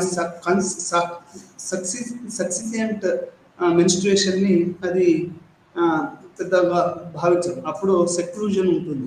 అంటే ఆడపిల్లల్ని కొంచెం దూరంగా తీసుకెళ్ళి కూర్చుని పెట్టడం, లేకుంటే వాళ్ళ వంటల నుంచి దూరంగా పెట్టడం, కార్యక్రమాల నుంచి దూరంగా పెట్టడం అనేది మనకు వీళ్ళు బహిష్టు అంటారు. దాన్ని బహిష్టు జరిగినప్పుడు జరుగుతుంది. అంటే క్లిన్జింగ్ ఆఫ్ హ్యూమన్ బాడీ అని చెప్పొచ్చు. వాళ్ళు పవిత్రంగా మారిపోతారు ఆ టైంలో అని మనం చెప్పొచ్చు. ఎందుకంటే వాళ్ళు ఉన్నటువంటి బ్లడ్ అంతా పోయి అది ఉంటుంది అనేది ఇక్కడ మనం అర్థం చేసుకోవాలి. అతీంద్రియ చక్రం స్త్రీలను, పురుషులను వారి శ్రమకు, ప్రధానంగా చేపలు పట్టే కార్యక్రమాలకు ముప్పుగా పరిగణిస్తారు. అంటే ఈ స్త్రీలు ఇక్కడ ఒక నమ్మకం ఏంటంటే, ఈ ముక్కవర సమాజంలో వీళ్ళు ఎప్పుడైతే మగవాళ్ళు చేపలు పెట్టడానికి వెళ్తారో ఆడవాళ్ళు వాళ్ళకి ఎదురుగా రాకూడదు, వస్తే అదొక అపవిత్రంగా వాళ్ళు భావించడం జరుగుతుంది. అంటే ఈ యొక్క సాక్రిడ్ అనేది పొల్యూషన్ అనేది కూడా ఉంది. ఇంకొకటి ఏంటంటే, ఇట్లా ఉన్న బహిష్టైన అమ్మాయిలు కానీ ఇట్లున్న అమ్మాయిలు కానీ ఎదురుగా రాకూడదు, అది మంచిది కాదు అనేది కూడా ఇక్కడ ఉంది. ముక్కవర సమాజం అనేది బేసిక్గా క్రిస్టియన్ కమ్యూనిటీ అండి, క్యాథలిక్ క్రిస్టియన్స్. హోలీ మేరీ చాలా వాళ్ళు పవిత్రంగా భావిస్తారు, కొలుస్తారు. అదేవిధంగా హిందూ సమాజంలోని వాటిని వాళ్ళు నెగటివ్గా భావిస్తారు. అంటే అది ఈవిల్గా, డెడ్ సోర్స్గా వాళ్ళు భావిస్తారు. అందుకనే ఆడవాళ్ళు భర్తల్ని పూజించడము అనేది, అంటే ఆడవాళ్ళ దాని మీదనే వాళ్ళ యొక్క బాగోగులని మగ సమాజం భావిస్తారు. ఇక్కడ ఒక నవల వచ్చింది ఏంటంటే, ఆ నవలలో ఏంటంటే ఒక బాపమ్మనో అమ్మమ్మనో వాళ్ళ మనవరాలు చెప్తున్నాను, మన కులంలో ఒక ఆడపిల్లలు ఎంత పవిత్రంగా ఉంటాయి, అది మన మగవాళ్ళకి కానీ మన చేపలు పట్టడానికి కానీ అంత పనికి వస్తుంది. అంటే ఒక మ్యాజికల్ పవర్స్, ఈ వర్జిన్ వాళ్ళు ఎవరైతే ఉన్నారో వాళ్ళందరికీ ఒక మ్యాజికల్ పవర్స్ ఉంటాయని మనకు ఈ ముక్కవర సమాజం కానీ భావిస్తారు. ఈ వర్జిన్ అనేది చాలా కుటుంబాలలో, చాలా మతాలలో భావిస్తారండి. వర్జిన్ మేరీ అని, వర్జిన్ అని. ఈ వర్జిన్కి ఎక్కువగా ప్రతి చోట కూడా ఒక రకమైనటువంటి అతీంద్రియ శక్తుల్ని అంటగడతారు. ముక్కవర సమాజం కూడా it's not a what you say, it is not an exception to this kind of situation. ఇక్కడ ఒక ఒక ఒక వర్జిన్ లేడీకి, ఒక వర్జిన్ అంటే అప్పుడే పుష్పవతురాలై ఎటువంటి సెక్షువల్ రిలేషన్స్ లేని అమ్మాయిని ఒక అతీంద్రియ శక్తులు ఉన్నట్టు వారి శ్రమకు ప్రధానంగా చేపలు పట్టే కార్యక్రమాలకు వాళ్ళు ఉంటారని భావిస్తారు. అయితే ఎప్పుడైతే సెకండ్ థర్డ్ మెన్స్ట్రుయేషన్ జరిగిందో అది ఒక రకంగా అది it's seen as an kind of bad అని చెప్పొచ్చు. అంటే ఇదే రకంగా నవలలో ఇంతకుముందు చెప్పాను కదా, ఆ చేపలు పట్టే స్త్రీలు ఆ ఏరియాలో నవలలు కానీ కథలు కానీ ఈ పవిత్రత అపవిత్రత లేకుంటే ఇవిళ్ళు గుడ్డు ఈ లేకుంటే ఈ యొక్క హ్యావింగ్ అంటే ఎక్కువగా పావర్టీ అనేది ఎక్కువగా ఉంటుందండి. ఎట్లా అంటే మనకు ఒక్కోసారి ఫార్చునేట్గా చేపలు ఎక్కువ పడతాయండి. అంటే అది ఎందుకు పడతాయి ఎప్పుడు పడతాయి అని చెప్పడం అంటే డబ్బులు నీకు రాకపోక ఒక చిన్న పుట్టోని కన్నా కానీ రోజు ఇంత ఇన్కమ్ మనకు ఉంటుంది. కానీ చేపలు పట్టే వాళ్ళకి కొంచెం తక్కువ అని చెప్పవచ్చు. ఎందుకంటే ఒక్కోసారి అసలు చేపలు పట్టకపోవచ్చు, ఒక్కోసారి మంచి చేపలు పట్టవచ్చు. ఇది మీకు ఎకానమీ అనేది ఎట్లా అంటే ఫ్లక్చుయేటింగ్గా ఉంటుంది. అందుకని ఆడవాళ్ళు ఏం చేస్తారు అంటే ఈ ఫ్లక్చుయేటింగ్ ఎకానమీని వాళ్ళు కంట్రోల్ చేస్తారనేది. ఎందుకంటే పట్టిన చేపల్ని మార్కెట్ని తీసుకెళ్ళడము, మార్కెట్ మీద మగవాళ్ళదే ఆధిపత్యం ఉంటుంది చేపల మార్కెట్ మీద. కానీ ఆ తర్వాత కార్యక్రమంలో వీళ్ళు ఎప్పుడైతే చేపలు పట్టడానికి వెళ్తారో ఇవన్నీ చేస్తారో అదంతా కూడా ఆడవాళ్ళు చేస్తారు. అంటే ఈ రకంగా ఈ మార్కెట్ అనేది ఎక్కువగా మనకి మగవాళ్ళు డామినేట్ చేసినా అది ఆడవాళ్ళు కూడా కంట్రోల్ చేస్తారని మనం అర్థం చేసుకోవాలి. అంటే ఈ రకంగా మనకు ముఖ్యవారి సమాజంలోని స్త్రీలు వాళ్ళు పెట్టుబడిదారి విధానం అనేది వీళ్ళలోకి వచ్చింది. ఒక రకమైన లింగ అనేది వాళ్ళు ఆధిపత్య భావజాలం అనేది వచ్చింది. ఆధిపత్య భావజాలం వీళ్ళు ఏ విధంగా రెసిస్ట్ చేస్తున్నారని కూడా మనం అర్థం చేసుకోవాలి. అంటే రెసిస్టెన్స్ ఇప్పుడు కల్పనా రాయ్ గారు చెప్పినట్టు వాళ్ళు ఎట్లా రెసిస్ట్ చేస్తున్నారో కూడా మనం చూడవలసిన అవసరం ఉంది. స్త్రీ యొక్క జీవితం దశలు, స్త్రీ శరీరం మార్పులు మరియు వయసుతో పాటు ఉంచవలసిన మార్గాలను, ఉదాహరణకి వెంట్రుకల విషయంలో యువతి కోసం జుట్టు తక్కువగా ఉంటుంది. వయసు పెరిగే కొద్ది జుట్టుకు నూనె రాసి జడ వేయాలి. వయసు పెరిగిన కొద్ది నూనె రాసి జడ వేయాలి. అలాగే యుక్త వయసు వచ్చిన తర్వాత మరియు ముఖ్యంగా వివాహం తర్వాత జుట్టును బన్నులాగా గట్టిగా తయారు చేయాలి. అంటే ఆడపిల్లలు స్నానం చేసిన తర్వాత ఆడవాళ్ళని ఇట్లా మొత్తం ఇప్పుడు చాలా మంది మనకు బజార్లో పోయి ఆడవాళ్ళందరూ మొత్తం ఇట్లా జడలు ఇట్లా గట్టిగా వేసుకొని పెట్టుకుంటారు. మరి యాక్చువల్గా వాటన్నిటిని మనం వెనుక వదిలేయచ్చు కదా. ఇప్పుడు మన ఇగ్నో ఆఫీసులో ఉన్న ఆడవాళ్ళు కూడా మొత్తం జుట్టుని ఇట్లా గట్టిగా పెట్టి ఇండియా మగవాళ్ళు హిందువులైనా ముస్లింలైనా క్రిస్టియన్లు అయినా జుట్టును బాగా ఇట్లా చేసి దానికి ఒక పిన్ను పెడతారు. అంటే అది ఒక మంచిదని వీళ్ళు భావిస్తారు. మన జుట్టును వదిలేయడం అంటే ఎంటైసింగ్ ది అదర్ మెన్ అనేది ఇక్కడ అర్థం చేసుకోవాలి. అంటే వేరే వాళ్ళు ప్రోత్సహిస్తున్నారు అనేది ఇట్లా ఉంటుందనేది వీళ్ళు భావిస్తారు. జుట్టు అంటే స్నానం చేసిన తర్వాత అది ఆరడానికే జుట్టుని చేయాలి తప్ప దాన్ని ఎప్పటికి కట్టి పెట్టారనేది ఈ యొక్క ముఖ్యవారి సమాజం భావిస్తుంది. ఇంకొకటి ఏంటంటే మీరు కనుక ఓల్గా పొలిటికల్ కథలు చదివితే మీకు అర్థమవుతుందండి. సీత జడ అనే ఒక కథ. అంటే ఆమె జడ ఈ తెల్ల రిలేషన్ కానీ ఆడవాళ్ళకి కానీ మగవాళ్ళకి కానీ జడల గురించి, ముక్కులు చీదడం గురించి, ఇవన్నీ పవిత్రంగా భావించడము ఇది ఒక పెద్ద ప్రాసెస్ అండి. ఇది ఒక కంపల్సన్ ప్రాసెస్ అనుకోండి. అంటే దాని మీదనే ఫోకస్ ఉంటుంది. ఆమె జడ మీద కానీ లేకుంటే ఆమె జుట్టు పెరగడం మీద కానీ. జుట్టు లేకపోతే అయితే ఇంకా పెళ్లి లేకపోతాయి, అసలు బట్టతలు అయితే ఇంకా ఘోరం. అది పెళ్ళి అయ్యే అవకాశమే లేని పరిస్థితులు అనేవి ఏర్పడతాయి. అంటే ఈ బట్టతల అనేది పెద్ద ప్రాబ్లంగా ఉంటుంది. కొంతమంది హీరోలకు కూడా చాలా మంది బట్టతలు వచ్చినా వాళ్ళు విగ్గులు పెట్టుకొని తిరుగుతూ ఉంటారు. ఇంక్లూడింగ్ మహేష్ బాబు, ఆ తర్వాత చిరంజీవి, వెంకటేష్, వీళ్ళందరూ కూడా విగ్గు గ్యాంగ్స్ అని మనం అర్థం చేసుకోవాలి. విగ్గులు లేకుండా వాళ్ళు అసలు బయటికి రారు, వాళ్ళకి జుట్టు లేదు. అంటే ఈ జుట్టు అనేది భారతదేశంలో ఒక పెద్ద ఇష్యూ అండి. మనం చెప్పలేము అసలు. ఇక మధ్యతరగతి వాళ్ళ జుట్టు పట్ల వాళ్ళకు ఉండే మోజులు, నక్సలైట్లు మావోయిజం గురించి కూడా ఎప్పుడు మాట్లాడారు. కానీ జుట్టు గురించి అంతా ఒకడు ఉన్నాడు మా జూనియర్, ఆ అబ్బాయికి సెంట్రల్ జైలుకి వెళ్ళాడు. అక్కడ మనకి నెత్తి మీద ఎంటుకెళ్ళేవని అందరూ టక్లు అని పిలుస్తున్నారని వాడు కంప్లైంట్. మనకి ఇంకా వేరే కంప్లైంట్ లేకుండా. అంటే ఈ ఎంటుకలు, పెళ్లి, ఈ తర్వాత షేక్స్పియర్ని తీసుకుంటే కూడా ఈ టక్లు అంటే ఎయిర్పోర్ట్ అని పిలవడం వాళ్ళని, ఇది మనం సాదా సీదారాన్ని కూడా ఈ మధ్యలో మమ్ముట్టి మీద కూడా ఏదో మలయాళం ఇండస్ట్రీలో ఒక చిన్న జోక్ నడుస్తూ ఉంటుంది. ఏదో వితౌట్ విగ్, ఏదో విగ్ సంబంధించి. అంటే ఈ వెంట్రుకలు ఆడపిల్లలకైనా మగపిల్లలకైనా ఇవన్నీ చాలా చాలా ప్రధానంగా పెళ్లిల విషయం అయితే మరీ ముఖ్యంగా ఎక్కువగా పనిచేస్తున్నాయని మనం అర్థం చేసుకోవాలి. ముఖవర స్త్రీలు కూడా వాళ్ళు ఏమనుకుంటారు అంటే మీకు స్నానం చేసిన కొద్దిసేపటి వరకు అవి కొద్దిగా ఆరడానికి ఉంటాయి, బాగుంటాయి. తర్వాత వాటిని గట్టిగా కట్టి జుట్టు మీద మనం రిబ్బన్ పెట్టుకోవాలని అర్థం చేసుకోవాలి. స్నానం కాకుండా వెంట్రుకలు తెరిచి ఉన్నట్లయితే అవి కోపం మరియు రుగ్మతను సూచిస్తాయి. అంటే అవి నీకు ఒక యాంగర్ని, నీకు వీక్నెస్ ఉందనేది మనకి ఇది చూపిస్తుందని చెప్పాలి. ఇది వైవిధ్యం ఎలాంటి కోపం లేదా లైంగిక అభిరుచితో వచ్చే దుఃఖాన్ని సూచిస్తుంది. అంటే నీకు లైంగికంగా నువ్వు కనుక అసంతృప్తిగా ఉంటే ఇట్లాంటి అప్పుడు వెంట్రుకలు వెనుకకేసుకొని ఉంటారనేది దుఃఖాన్ని సూచిస్తుంది అనేది కూడా. అంటే ఇప్పుడు మీకు ఏంటి అంటే మీకు ముండ్రా వాళ్ళు మగళ్ళు చనిపోయినటువంటి ఆడవాళ్ళు ఇట్లా వెనుకకేసుకొని అట్లా ఒక తెల్లటి చీర కట్టుకొని ఆ దుఃఖాన్ని కూడా సూచిస్తుంది అనేది ఇక్కడ మనం ఇక్కడ అర్థం చేసుకోవాల్సినటువంటి విషయం. అంటే సంగ్రహించండి షిప్పింగ్ అంటే దీంట్లో ఈ పాఠంలో మనం మొత్తం ఏమర్థమైందంటే ఈ ఫిషింగ్ సంబంధించిన ఆర్థిక పనుల్లో మహిళల పాత్ర పోషించాలని గుర్తుంచుకోవాలి. మరియు అందువల్ల ఈ వృత్తికి సంబంధించిన సాంస్కృతిక మూలధనానికి ప్రాప్యత లేదు. అంటే ఆర్థిక పనిలో మహిళలు కూడా ఇక్కడ పాత్ర వహిస్తున్నారని మనం అర్థం చేసుకోవాలి. ఇలా డిబార్ చేసినప్పటికీ మహిళలు పురుషుల ఆధిపత్యానికి ప్రత్యక్షంగా లేదా పరోక్షంగా కారకులైన వనరులపై నియంత్రణ అమలు చేయాలి. అంటే వీళ్ళకి వనరులు ఏదైతే ఉన్నాయో వాటి మీద అయితే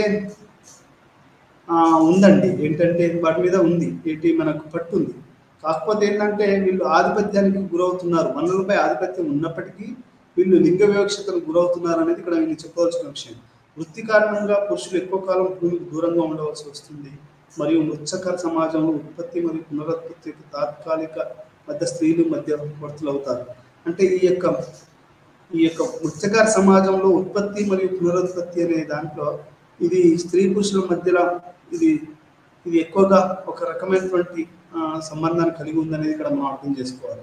ఈ రకంగా మనకు ఈ ముఖవర సమాజం అనేది మనకు బయట చూడడానికి చాలా ఎగాలిటేరియన్ గాను చాలా ఉన్నప్పటికీ కానీ మనం కనుక దాన్ని మళ్ళీ పరిశీలిస్తే, మరీ ముఖ్యంగా ఫిషింగ్ కమ్యూనిటీలకు ఇప్పుడు capitalism in agriculture, capitalism in fishing community, capitalism in everywhere, capitalism in religion కూడా వచ్చేసిందండి. మతాన్ని ఎట్లా సాఫిస్టికేటెడ్ చేస్తాం అనేది కూడా. అంటే పెట్టుబడిదారీ విధానం అనేది అది ఎంటర్ గాని వృత్తి లేదు, అది ఎంటర్ గాని సోషల్ ఇష్యూ లేదు. ప్రతి చోట కూడా ఈ యొక్క పెట్టుబడిదారీ విధానం అయింది. దీంట్లో మరి హెజ్మనీ, కౌంటర్ హెజ్మనీ, స్త్రీలు ఎట్లా తమ యొక్క ఆధిపత్యాన్ని, తమ యొక్క హక్కుల్ని వాళ్ళు ఏ రకంగా వాళ్ళు కాపాడుకుంటున్నారు అనేది కూడా మనం ముఖవర సమాజంని పరిశీలిస్తే చాలా క్లియర్గా అర్థమవుతుందన్నది. అది ఒక రకంగా పెట్టుబడిదారీ విధానం వచ్చినప్పటికీ వాళ్ళు తమ యొక్క వనరులపై వాళ్ళకు ఉన్నటువంటి ఆధిపత్యం ఉంది. ఆ రకంగా పరోక్ష కారక వనరులపై నియంత్రణ అమలు చేయవచ్చు. వాళ్ళు పురుషులు ఎక్కువ కాలం భూమికి దూరంగా ఉండవలసి వస్తుంది. ఈ మృత్తికాల సమాజంలో ఉత్పత్తి మరియు పునరుత్పత్తి తాత్కాలిక కార్యక్రమాల మధ్య స్త్రీ పురుషులు మధ్యవర్తులు అవుతారు. అంటే ఈ యొక్క జెనసిస్ అంటే పుట్టుక అనేది గర్భిణిగా అంటే ఒక లేడీకి అది ముఖవర సమాజంలో రెండు ప్రధానంగా ఒకటి మనం ఇక్కడ అర్థం చేసుకోవాలండి. ఏంటంటే ఒకటేమో ఆ అమ్మాయి మెన్స్ట్రుయేషన్ అయినప్పుడు, ఫస్ట్ మెన్స్ట్రుయేషన్ అయినప్పుడు, రెండోది పెళ్ళి అయినప్పుడు, ఆ తర్వాత మూడోది ఎప్పుడైతే ఆమె గర్భం దాల్స్తుంది, ఉత్పత్తి పునరుత్పత్తి. ఇప్పుడు అటు ఆమె గర్భం దాల్స్తే అటు తల్లి వైపు వాళ్ళు కానివ్వండి, ఇప్పుడు ఇక్కడ ఈ భర్త వైపు వాళ్ళు కానివ్వండి అనేది ఒక సంతోషమైనటువంటి ఒక హెల్లు అంటే వాతావరణం వెలువ అవుతుంది. అంటే ఇట్లా ఈ యొక్క ఉత్పత్తి పునరుత్పత్తి సంబంధాలు అనేవి చాలా చాలా అది రీజనరేట్ అవుతూ ఉంటాయి. అది చాలా క్రిటికల్ స్టేజ్ అని చెప్పొచ్చండి. ఎట్లా అంటే ఇప్పుడు మా ఇండ్లలో కూడా, ముస్లిం కుటుంబాలలో కూడా ఆడపిల్ల గర్భిణంగా ఉన్నప్పుడు ఇంటికి తీసుకొస్తారు, ఉంచుతారు. అదొక పెద్ద ఒక ఇష్యూగా మనం అది ఈ పునరుత్పత్తికి సంబంధించినటువంటి విషయాలు అనేటివి చాలా చాలా కీలకంగా ఉంటాయి. ఒకటేమో మెన్స్ట్రుయేషన్ అప్పుడు, రెండోది పెళ్ళప్పుడు, మూడోది ఈ యొక్క పునరుత్పత్తి అంటే వాళ్ళ పిల్లలు పుట్టడం అనేది, ఎప్పుడైతే గర్భిణి దాల్చడం, ఇది చాలా స్త్రీ పురుషుల మధ్యలో ఒక పవర్ రిలేషన్స్, ఒక శక్తి ఆ రిలేషన్స్ అనేటివి ఇక్కడ మనకు చాలా స్పష్టంగా అవపడతాయి. ఇది ముఖవర సమాజం కూడా is no exception to it. They also have this power relations. Women also fight for their own rights and they also counter hegemony. ఇట్లా మనకు స్త్రీవాద యాంగిల్ నుంచి స్త్రీల జీవితాలని, స్త్రీ కోణం నుంచి ఒక స్త్రీ సోషియాలజిస్ట్ ఎథ్నోగ్రఫర్ రాయడం అనేది మన కల్పన రాయ్ గారు చేశారు. నిజంగా ఆమెను అభినందించారు మనం. ఎందుకంటే మనకు ఒక విండోని ఓపెన్ చేసి అక్కడ స్త్రీలు ఎట్లా ఉంటారు, వాళ్ళ జీవితం ఎట్లా ఉంటుంది అనేది మనకు పరిచయం చేయడం జరిగింది. అంటే మహిళా హక్కులు, సాధికారత వాళ్ళకు అనేది మనం మాట్లాడటమే కాదు, రీసెర్చ్ చేయడము, వాళ్ళ మధ్యలో బతకడము, ఎథ్నోగ్రఫిక్ అకౌంట్స్ చేయడం కూడా చాలా చాలా ముఖ్యం. కాబట్టి ఇది మనం ఇట్లా అర్థం చేసుకోవాలి. మరొకసారి మనం ఈ పాఠాన్ని మనము పునరుద్ధరిద్దాం. ఈరోజు మనం పాఠంలో దక్షిణ భారతదేశంలోని ముఖ్యవర్మ మహిళలు, లింగము, ఇండియన్ ఫిషింగ్ కమ్యూనిటీ యొక్క అనే దాని గురించి మనం తెలుసుకున్నాము. ఇది దక్షిణ భారతదేశంలో ఏ రకంగా ఉంటుంది, ఈ యొక్క లింగం అంటే ఈ స్త్రీలు దీన్ని ఎట్లా తీసుకుంటున్నారు, ఏదైనా అల్టిమేట్గా అది ఎక్కడికి వచ్చిందంటే ఆడవాళ్ళ దగ్గరకు వచ్చి, చిన్నపిల్లల దగ్గరకు వచ్చి ఒక రెసిస్టెన్సీకి గురవుతుంటుంది. ఈ యొక్క పాఠంలో పరివర్తన అంటే చేంజ్, సోషల్ చేంజ్ అనేది కూడా ఎట్లొచ్చింది అంటే ఒకప్పుడు సాదాసీదాగా చేపలు పట్టుకోవడం, వాళ్ళే కన్జ్యూమ్ చేసుకోవడం వేరు. ఇప్పుడు చేపలు పట్టడమే కాదు, పక్కనటువంటి టౌన్లోకి దాన్ని మార్చడము, అది ఆర్థికంగా ఆధిపత్యము, మరి పెట్టుబడిదారి విధానం రావడము.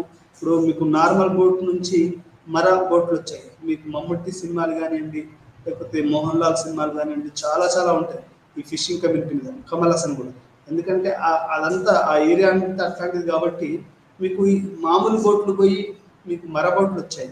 అంటే నీకు ఏంటి మోటార్స్ వచ్చాయి, మోటార్ బిగిస్తారు, వాడు మోటార్ బిగించుకుని వెళ్ళిపోవడమే లోపలికి. దానివల్ల అంటే ఒక కమర్షియలైజేషన్, ఒక పెట్టుబడిదారి విధానం అనేది ఇది చాలా డీప్గా ఫిషింగ్ కమ్యూనిటీలోకి ఎంటర్ అయిందని మనం చెప్పొచ్చు. ఆ మోటార్ వాడు వేరే ఉంటాడు, వానికి ఎంతో మనం కట్టాలి. ఒక్కొక్క బోట్ కొన్ని వేల లక్షలలో ఉంటుంది. అది వాడు మెయింటైన్ చేయడము, ఆ షాపుల మీదనే వాటిని మళ్ళీ తిరిగి చేయడం అనేది. సొంతంగా ఫిషింగ్ కమ్యూనిటీ వాళ్ళకి సొంత బోట్స్ ఉండవు, వాడెవడో ఓనర్ ఉంటాడు. మన ఆటోలు వాళ్ళు చాలా మంది ఆటో వాళ్ళు లేకపోతే ఒకడు ఓనర్ ఉంటాడు, వాళ్ళ దగ్గర తీసుకొని మన సగం రెంట్ కట్టి వీడి సగం అడ్జేస్తాడు. సేమ్ రకంగా ఈ ఫిషింగ్ కమ్యూనిటీ వాళ్ళు కూడా ఏం చేస్తారంటే వాళ్ళకి బోట్స్ అనేటివి సొంతంగా ఉండవు. అది సగం వాళ్ళు కట్టుకుంటారు, సగం వీళ్ళు కట్టుకుంటారు. అంటే వీళ్ళు రెంట్కి తీసుకుంటారు. అది మోటార్డ్ అదైనా కానీ ఇంకా వేరేదైనా కానీ రెంట్కి తీసుకొని ఆ రెంట్ పే చేసేసి వాళ్ళు అట్లా బతుకుతారు. ఈ రకంగా మనకి ఏంటంటే ఫిషింగ్ కమ్యూనిటీలో చాలా చాలా పెట్టుబడిదారు విధానం. అది మోటార్లలో కానివ్వండి, చేపలు పట్టడంలో కానివ్వండి, నెట్స్ వేయడంలో కానివ్వండి, మార్కెటింగ్ చేయడంలో కానివ్వండి, డబ్బులు సంపాదించడంలో కానివ్వండి, ఇవన్నీ కూడా ఏమైనా అంటే ఒక రకమైనటువంటి పెట్టుబడిదారు విధానం, ఒక రకమైనది చాలా భారీగా పెట్టుబడిదారు విధానం వీళ్ళలోకి వచ్చేసింది. మీకు Pondicherry is the best example. అసలు ఆ కోస్టల్ బెల్ట్ అంతా కూడా ఒక best example. Tamil Nadu is the best example. Fishing community ఎట్లా పెట్టుబడిదారు విధానం వచ్చిందనేది. అదే ఆర్థిక స్వాతంత్రం మరియు లింగశక్తి యొక్క ద్వంద్వత్వం.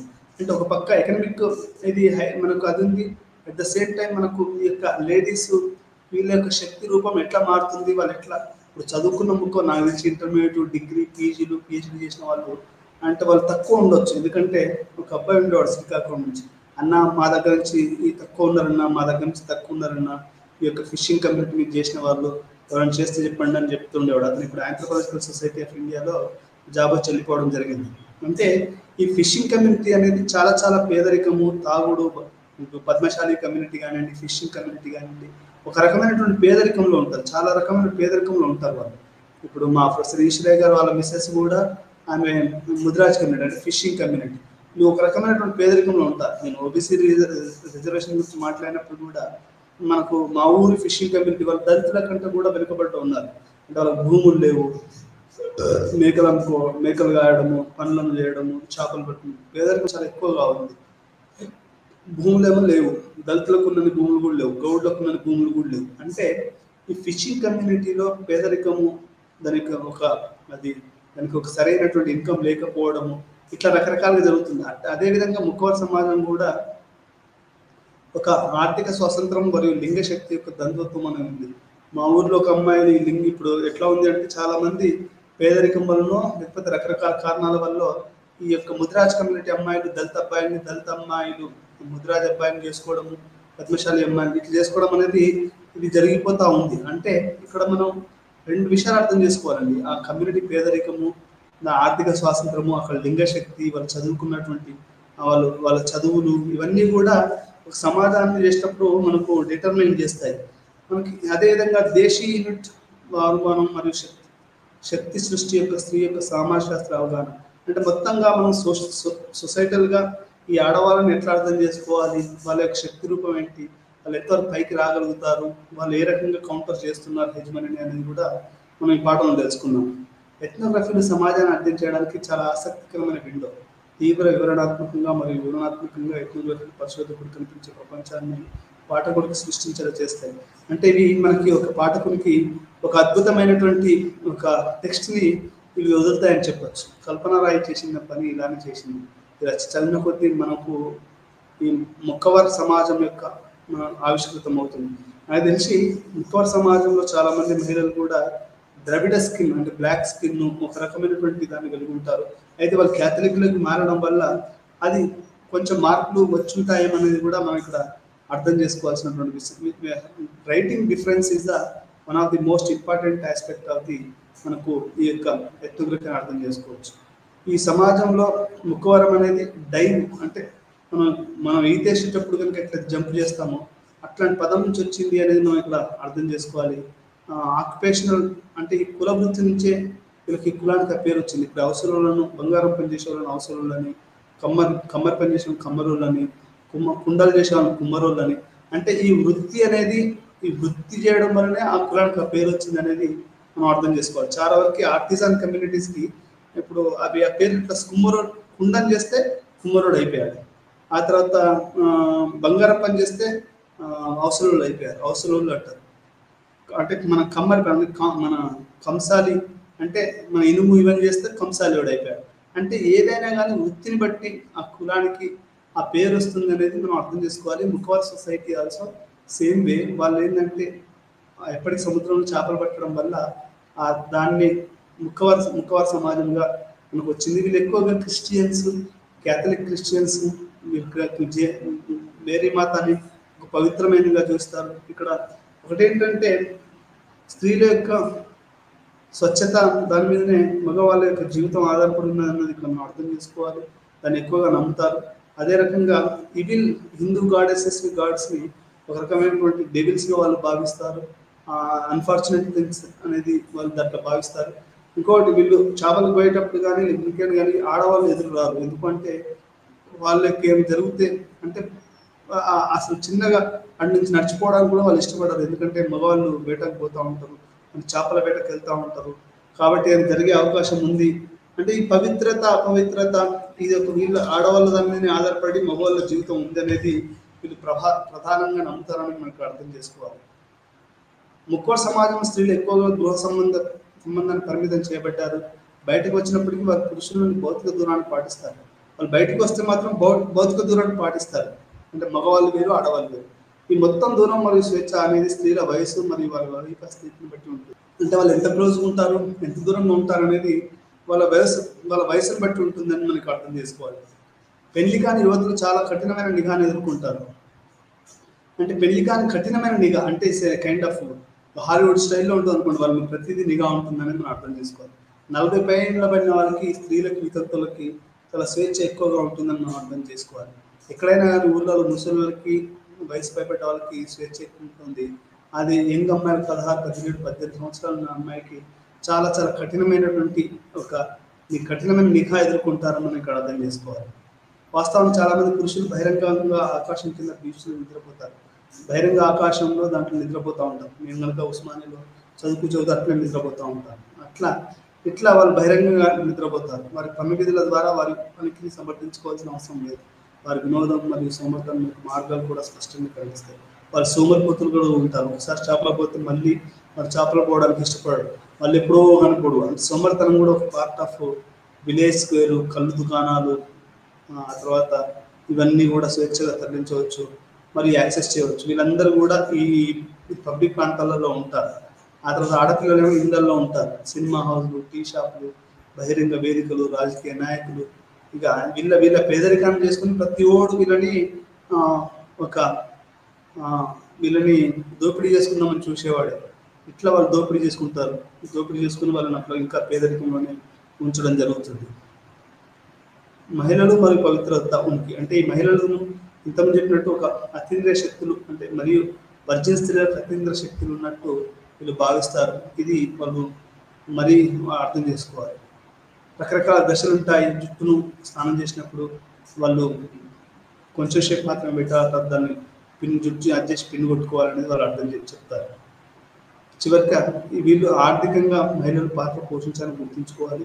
మరియు వీళ్ళు వృత్తికి సంబంధించిన సాంస్కృతిక మూలధనానికి, కల్చరల్ క్యాపిటల్కి ప్రాప్యత లేదు. అంటే కల్చరల్ క్యాపిటల్ ఇప్పుడు ప్రాప్యత లేదని ఇక్కడ చెప్తున్నారు. ఇలా డిలబార్ చేసినప్పుడు మహిళలు పురుషుల ఆధిపత్యానికి ప్రత్యక్షంగా లేదా పరోక్షంగా కారకులైన వనరులపై నియంత్రణ అమలు చేయాలి.